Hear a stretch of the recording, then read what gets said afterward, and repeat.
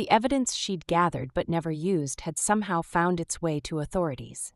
There was only one person who could have done it. Rebecca. Sarah's phone rang, a number she didn't recognize.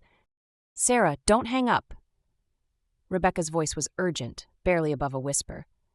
"They know it was me. I used the copies you made. I know you made them. The FBI has Marcus, but your father is still free. He knows I couldn't have accessed that ledger alone." "How did you find me?" Sarah demanded. "I didn't. I've been calling this number every week, hoping you'd eventually answer. Sarah, they're looking for you. Not just your family, the people they work with, people who kill to keep secrets. Because I'm not going to be able to warn you again. I'm entering witness protection tomorrow, but first, I needed to say I'm sorry for everything." The line went dead. Sarah packed her meager belongings within the hour, leaving behind Lily Park as easily as she'd left behind Sarah Chen. 1 year later, a woman with auburn hair and green contact lenses sat in a coffee shop across from the federal building in New York. Through the window, she watched people enter and exit, her gaze fixed on one particular FBI agent.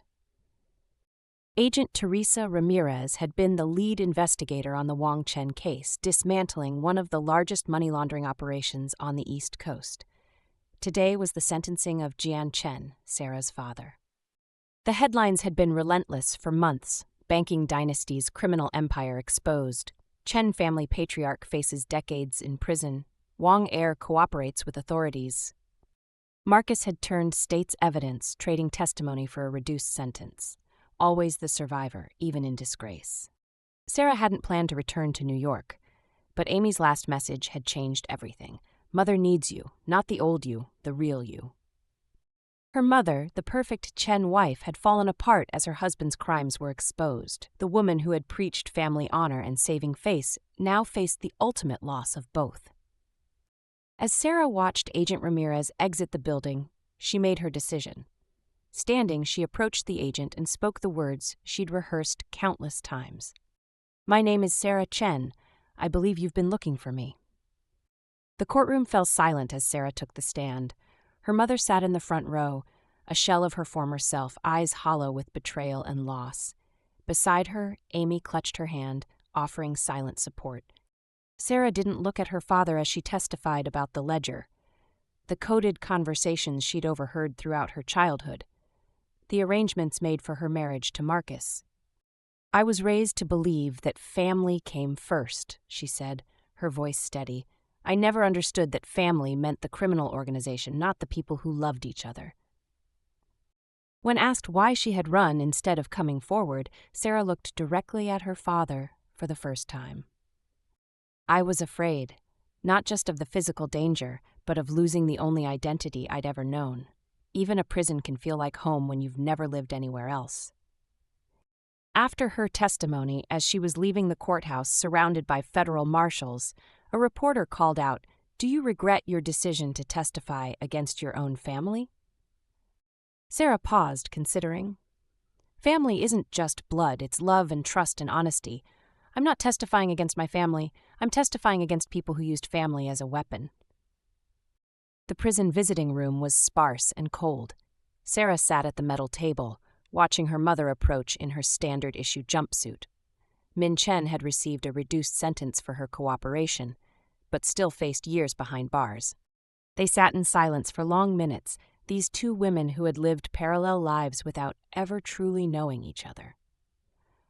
"I didn't know," Min finally said, her voice small, "about the worst of it. I chose not to know." "Like I chose not to see Marcus for who he really was," Sarah replied. "We make our prisons, don't we?" Min reached across the table, hesitantly taking Sarah's hand. "I failed you as a mother." Sarah felt tears threatening. "And I failed you as a daughter, choosing escape instead of truth." "No," Min squeezed her hand. "You broke free, you did what I never had the courage to do." Later, as Sarah left the prison, she checked her phone. A message from an unknown number contained only an address and a time. She knew who it was from. The safe house was on the outskirts of the city, a nondescript building with security that suggested federal involvement. Sarah was escorted to a small conference room where Rebecca waited, her appearance altered, but her eyes unmistakable. "You came," Rebecca said, rising from her chair. "I need to know the truth," Sarah replied. "All of it." Rebecca nodded, motioning for Sarah to sit. "I joined the FBI straight out of college. We knew about your father's operations, but couldn't prove anything. When I met you that first day, it wasn't an accident." The revelation hit Sarah like a physical blow. Our entire friendship was a lie. "No," Rebecca's eyes filled with tears. "That's the tragedy of it all. I was supposed to get close to you to gather intelligence, but I genuinely fell in love with you, your kindness, your strength, your quiet rebellion." "Love," Sarah echoed, stunned. "Yes, which made my assignment a living hell. I reported less and less, tried to protect you from what was coming,